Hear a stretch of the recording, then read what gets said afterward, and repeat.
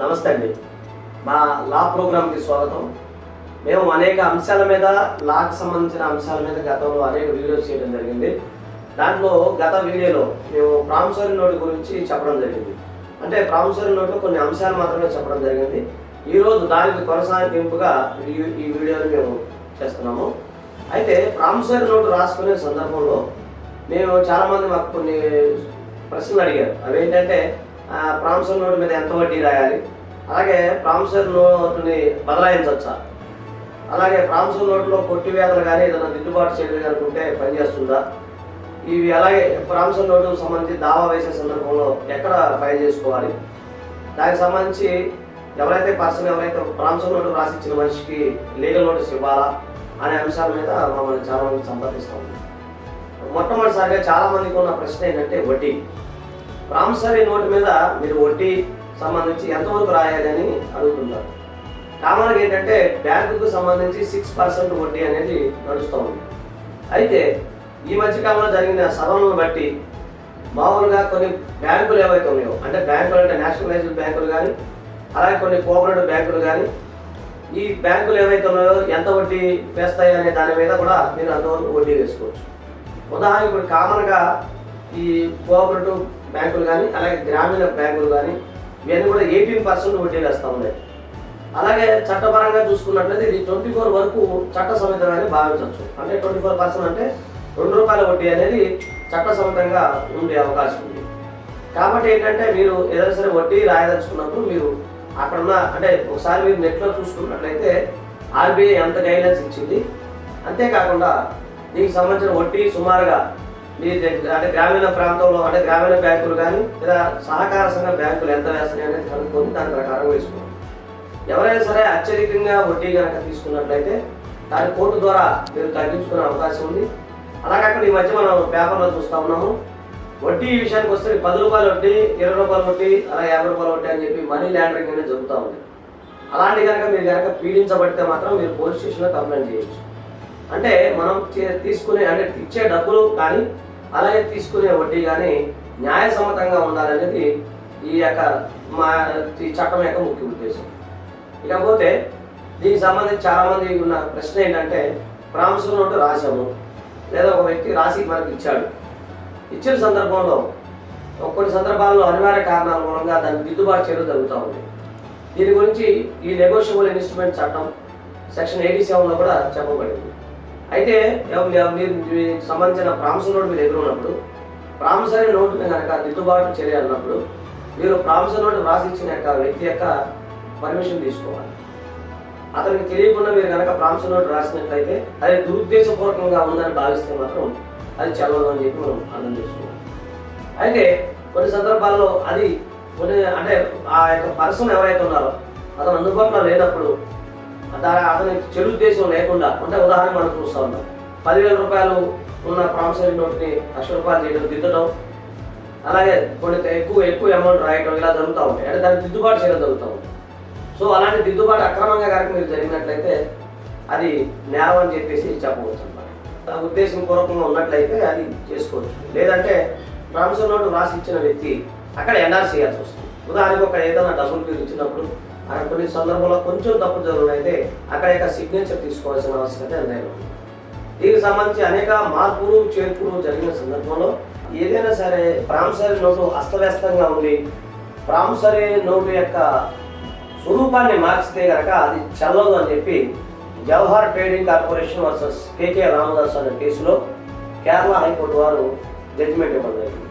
అంటే మీరు గమనించండి, ప్రామిసరీ నోటు సందర్భంలో అది అస్తవ్యస్తంగా ఉండి ప్రామిసరీ నోటు యొక్క స్వభావాన్ని మారితే మాత్రం అది చెల్లదని చెప్పేసి సెక్షన్ 67 ఏదైతే నేను నెగోషియబుల్ ఇన్స్ట్రుమెంట్ యాక్ట్లో చెప్పడం లేదు.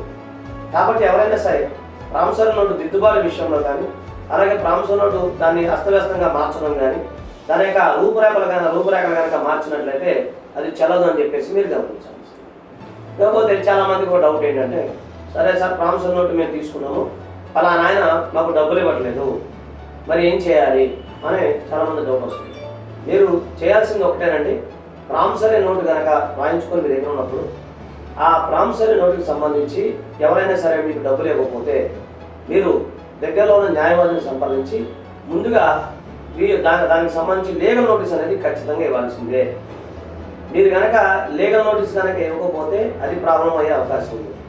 కాబట్టి రూల్ ప్రకారం ప్రిన్సిపల్స్ ఆఫ్ న్యాచురల్ జస్టిస్ కానీ ఈ చట్ట ప్రకారం కానీ మనము లీగల్ నోటీస్ అనేది ఎవరైతే డబ్బులు తీసుకున్న వ్యక్తి ఎవరైతే మీ ప్రాంశంలో రాసించిన వ్యక్తి ఎవరైతే ఉన్నారో అతనికి మీరు నోటీసు పంపించండి.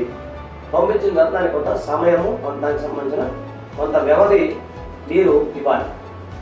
ఇచ్చిన తర్వాత అప్పటికి కనుక అతను కనుక దానికి సంబంధించి ఎలాంటి యాక్షన్ కనుక ఇవ్వకపోతే మీరు దగ్గరలోని న్యాయవాదిని సంప్రదించి సిపిసి ప్రకారంగా మీరు కోర్టులో ఫైల్ చేసుకోవచ్చు. అయితే ప్రామిసరీ నోటుకు సంబంధించి మీరు చేయాల్సిన ముఖ్యమైన అంశం ఏంటంటే, ముఖ్యంగా గమనించాల్సింది ఏంటంటే, ప్రామిసరీ నోటు ఎక్కడ రాయబడింది, అలాగే డబ్బులు ఇచ్చిన వ్యక్తి ఎక్కడ నివసిస్తున్నాడు, అలాగే తీసుకున్న వ్యక్తి ఎక్కడ నివసిస్తున్నాడు, దానికి సంబంధించిన ఆ జ్యూరిడిక్షన్ ఆ ప్రాంతం ఏదైతే ఉందో అక్కడ మీరు దాఖలు చేసుకోవచ్చు. ఇకపోతే ప్రామిసరీ నోటు చాలా మంది అనుకున్నారు, okay sir promissory note file చేసాము, మరి ఏంటి పరిస్థితి? ప్రామిసరీ నోట్ అనేది దానికి సంబంధించి ప్రతివాది ఎవరైతే ఉన్నారో అది ప్రామిసరీ నోటు దానికి సంబంధించి కోర్టులో వేసిన తర్వాత ప్రతివాది కూడా దానికి కౌంటర్ వేసే అవకాశం ఉంది.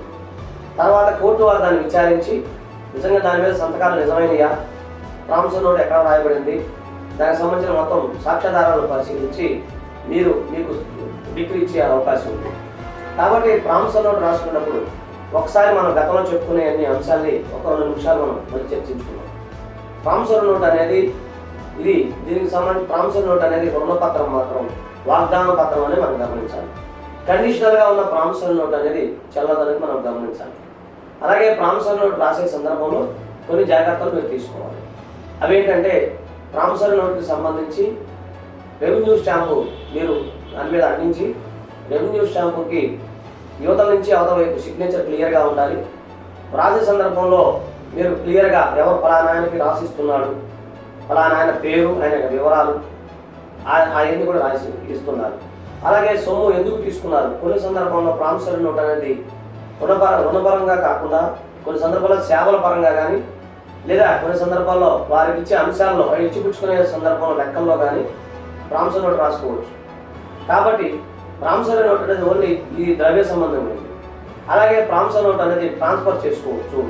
ఎవరైనా సరే చనిపోయిన వ్యక్తి కనుక చనిపోయి అతనికి సంబంధించిన వారసులు ఉంటే అతనికి సంబంధించిన ప్రామిసరీ నోటు కనుక ఉన్నట్లయితే ఆ ప్రామిసరీ నోట్లు వారి యొక్క వారసులు ఎవరైతే ఉన్నారో వారు పొందే అవకాశం ఉంటుంది. అలాగే ప్రామిసరీ నోట్ రాసుకునేటప్పుడు దిద్దుబాట్లు, దానికి సంబంధించి అస్తవ్యస్తంగా ఉన్న ప్రామిసరీ నోట్లు ఇవన్నీ కూడా లేకుండా చూసుకోవాలి. అలాగే ప్రామిసరీ నోటు రాసుకునే సందర్భంలో మీరు చేయాల్సింది ముఖ్యమైన అంటే చట్టంలో అనేది ఎక్కడ చెప్పకపోయినప్పుడు కూడా విట్నెస్లు ఉంటే మంచిది. అలాగే ప్రామిసరీ నోటు డబ్బులు ఇచ్చే వ్యక్తి దయచేసి రాయకుండా ఉండడం మంచిది.